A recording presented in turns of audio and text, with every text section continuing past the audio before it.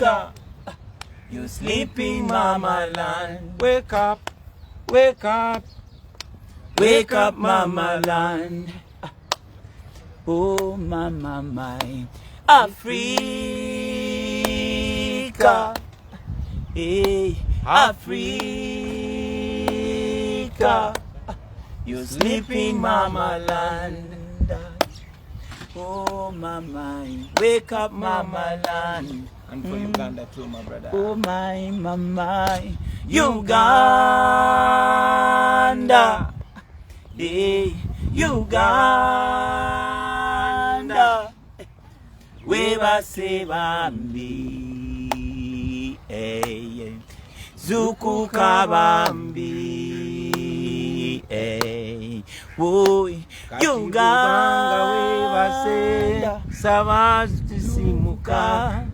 Bubanga webase lero sisimuka. Bubanga webase boy lero sisimuka.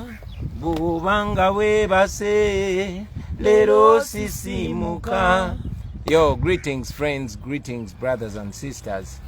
My name is Bobi Wine right here alongside my brother Nubian Lee. Yeah.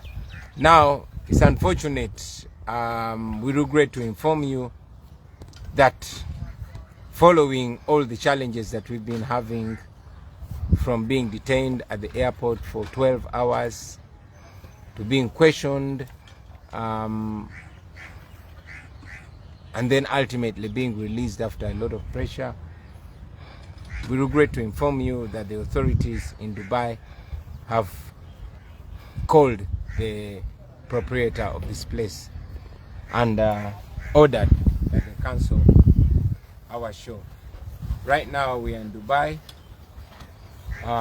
This place is called Wanderers Sports Club. We were going to have a big show here today. Hundreds of people have flown in from nearby places, from Qatar, from Bahrain, from many other places to come and support the cause. We are not here for business. We are not here to make money. We are here to support fellow Ugandans, fellow Africans. Hundreds, in fact, some say thousands of our people are stuck here.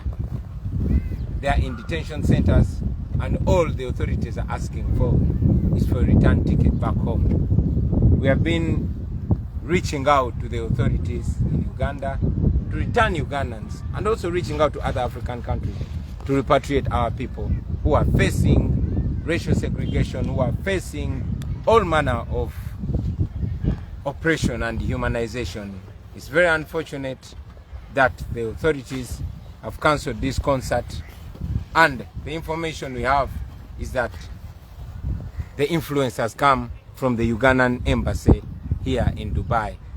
Now, after the government of Uganda refusing deliberately to bring back our sisters and brothers that are stuck here and in other Arab countries, we decided to organize this concert.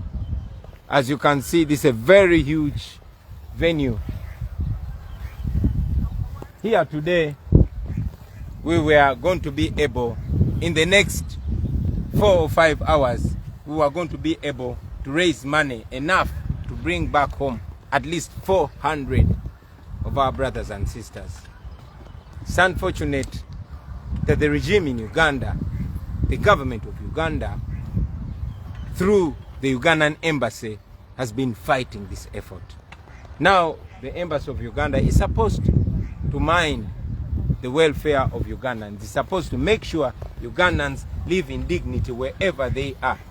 They failed in that. You remember that in the wake of the COVID-19 pandemic, Ugandans and many other Africans were facing racial segregation in China,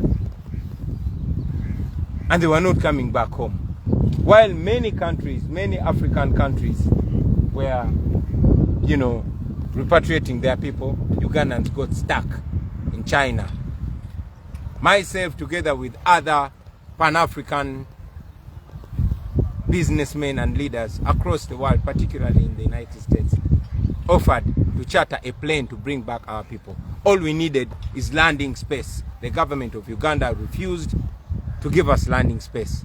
They blocked us from landing our people back home, and our people are still stuck there. Today, the government of Uganda has done the same. I think it's a shame. It's a shame that the people that rule over us back home, you know, not only care less about the well-being of our people, but actually are the proponents of the oppression of our people. It's very sad, very, very sad. I'm here in Dubai. Brother Nubian is here in Dubai. Many people flew in. Some actually had wanted to come here and buy some tickets. There's a brother that came from Qatar that was on the same plane with me that came in to support. There's another brother that just came from Nairobi and he wanted to watch us perform because we are banned from performing back home. But we came here to use our talent to help our brothers and sisters. Unfortunately, we are blocked again. Now, to you, the people in Uganda, whatever you can do that is not blockable, please don't give up on the efforts of bringing our people home. These are our brothers, these are our sisters. Do not give up on bringing back our people. Banange, tuli wano Dubai, ninena kubategeza show jetwabadde tuorganize okunganya sente sobola okomyawo baganda baffe ebikumi n'ebikumi abali wano abasiranidde wano tebalina mulimu bali mukomera mu detention center nga government ya wano kyebagaza kyokka etiketi bazayo waka. Government ya Uganda ine enyonyi ze zimu ze mulaba zitwala omuntu omu okumujjanjaba ezali zitutteko muwala wa Museveni okuzaala. Enyonyi za Uganda ziri Ntebe naye tesobola kujjana okunona abantu baganda baffe. Ne government eyagala kyogerako. Twasalawo okukozesa ebitone bye tulina tuddukirire baganda baffe ne bannyinaffe ne tutegeka wano eno concert. Era nga bwe mulaba kino kifo kinene nnyo. Era bannayuganda 10 balinnya ennyonyi ne bava mu mawanga ag'enjawulo, bavudde Qatar, bavudde Bahrain, bavudde Kenya, bavudde Nigeria, baze kulaba show yaffe kubanga e Uganda bawera music waffe. Tickets nyingi nnyo ezatundiddwa n'endala nyingi zibadde zigenda kugulibwa. Wano kino ekifo wagendawo abantu nga 3,000. Olunaku lwa leero musawa 4 oba 5 ziddako tubadde tugenda kusobola okukunganya sente ezikomyawo ekitono nnyo bannayuganda 4,000. Kyanaku nti show eno bagikusazizaamu tikyatandise leero. Mujjukira nti covid bwe yaliwo bannayuganda baali babonaabonera China nga babasosola mu langi nga kyebaagala kyokka bakomyawo waka. Abo abalina Oluganda Museveni bo babakomyawo. Ffe bazinkulu buse ne tusiraanirayo nakwatagana ne baddugavu bannaffe abaagala ensi yaabwe, abaagala baddugavu bannaabwe mu Amerika n'ebitundu ebirala byonna ne batupangisiza ennyonyi yabwereere nga bo kye baagala just government ya Uganda ekkiriza ennyonyi eyo erandinge ku kisaawe ky'Entebbe ekomyewo baganda baffe. Government ya Uganda yagaana ennyonyi eyo kulandinga kubanga ze nalingireese baganda baffe ne basiraanirayo. Olunaku lwa leero mwena mulaba baganda baffe babasalamu ensigo zaabwe, babasalamu ebitundu byabwe by'omunda, babatulugunya olwa langi yaabwe. Nze olunaku lwa leero bansibye nasuze ndi musibe era namaze essaawa 4 nga bansibidde mu kihoolo ku airport ewali abantu be bagenda okuze waabwe. Manyi bwe kifiiringa mwaddemu Abarundi, abe Cameroon, bambi badduka bannaffe abadduka mu nsi zaabwe nga banoonya greener pastures, nga banoonya obulamu. Bangi bali omwo abamu batandise n'oggwa eddalu kuba tebalina ssuubi. Nange gye bansibidde n'endaba ku mbeera gye bayitamu.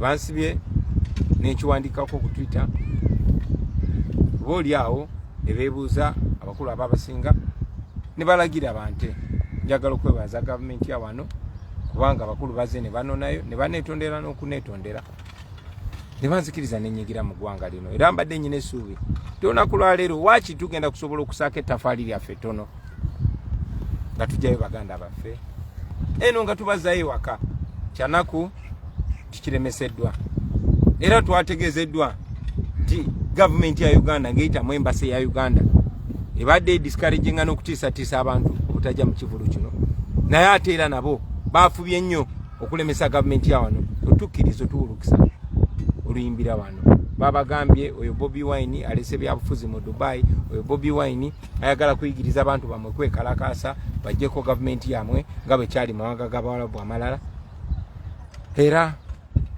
kyo ne bagisazaamu kyanaku nnyo ti gavumenti erina okulabirira abantu baayo eremeddwa naye ate ne kaweefube yenayena eyandiyambye abantu baffe naye ne bamulemesa kyanaku nnyo obubaka bwange eri bannayuganda bannaffe mwenna gye muli buli alina kyasobola okukola teweetaaga kikolera mu kamera nga gavumenti eneraba naye ne bw'oba osobola kugula tiketi emu n'okomyawo munnayuganda omu ne bw'oba osobola kusonda kitundu kya tiketi ng'oyita mu muntu yenna kati bano abaana baffe gye bali wali open teweetaaga kuyita mu Bobi Wine teweetaaga kuyita mu Nubian Li okusobola otutuukirira naye naawe kennyini njagala mwe interesting njagala mufune okwagala okumanya ebigenda mu maaso ku bannayuganda bannaffe kuba abaana babonaabona batulugunyizibwa lwa langi eno nze temundaba n'obwa Bobi Wine bwange ne wali bwe mbadde mu badduka banange I was just another black man kyanaku the government yaffe abeeyita aba Pan-Africans tebafaayo ku mwana wa muddugavu. It's very unfortunate that the so-called Pan-Africans do not give a damn about their fellow black people. It's very sad. Nubian, why don't you say something? Banange bana Uganda kyanaku nnyo ekituusewo wano emitima gyaffe gimenyese naye nga Bobi weyayimba situka tutambule. Yeah, the fight is still on.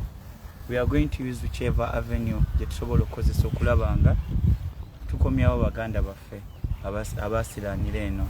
Kyanaku nnyo nti ne twabadde tujja twasanze hundreds of young girls nga basimbye ennyiriri ku airport bali mbaleeta mu zino ensi naye nga mu zino ensi babaleeta kuba harvestinga mu organizi zaabwe muze mubiraba sitole muze muziwulira babajjamu ensigo ne bakujjamu kyonna kye baagala bo bajjanjaba abantu baabwe naye nga ani afunamu Museveni n'abantu be n'ebyo organizations ze bawa license okuleeta abantu baganda baffe eno tibawulidde emisango mingi nnyo egivuddeyo naye gavumenti teinterestingangako kukola investigation ku zino organizations.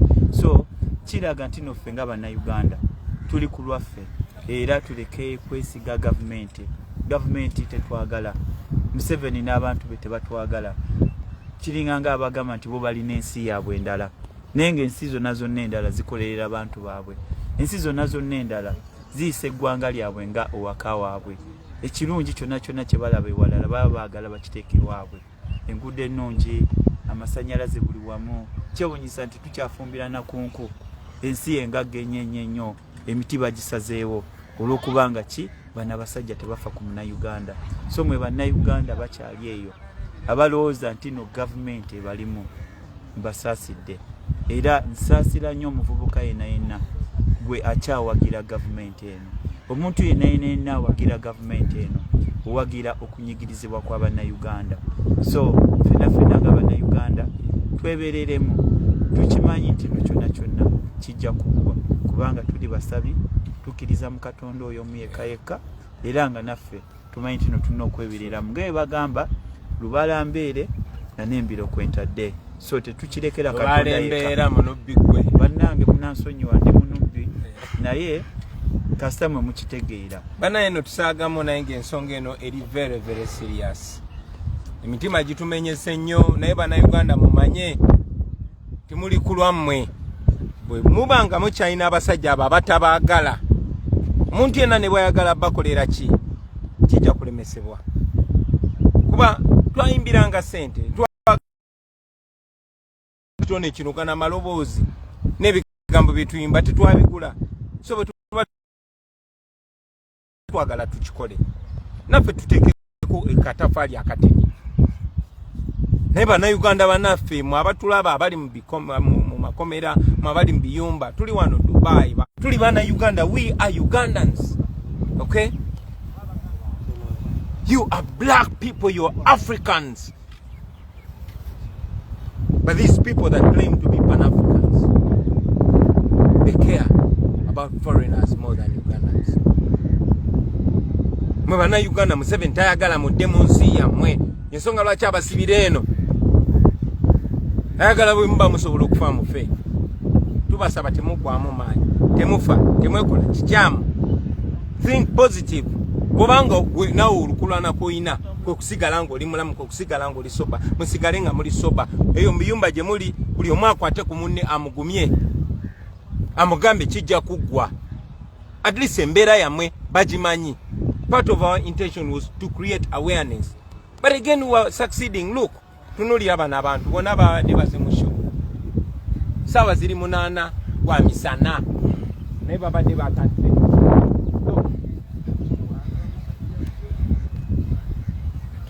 babadde bazze ku show eno wano n'abadde wagenda kujjula ng'ogyeko okunyumirwa tubadde tujja kusobola waakiri okuzaako abaana abamu ewaka that is what we want kuba tumanyi kye bayitamu zolwaliro bansibyeko essaawa 4 n'abaana abamu abo bye bagenda okuzaayo n'endaba kye bayitamu abo bamazeyo emyezi abalala bagenda kwezaayo myaka so it's very very unfortunate yeah naye temupowa people power our power people power NUP everywhere NUP nenga tojja kumalako ajja kumalako ne bwana akola tuli bagumu tuli solid Chorutalo ngalwete tuyambale ngule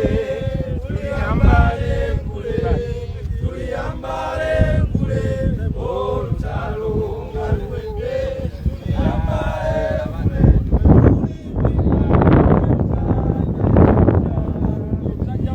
nejeyo ngachiwede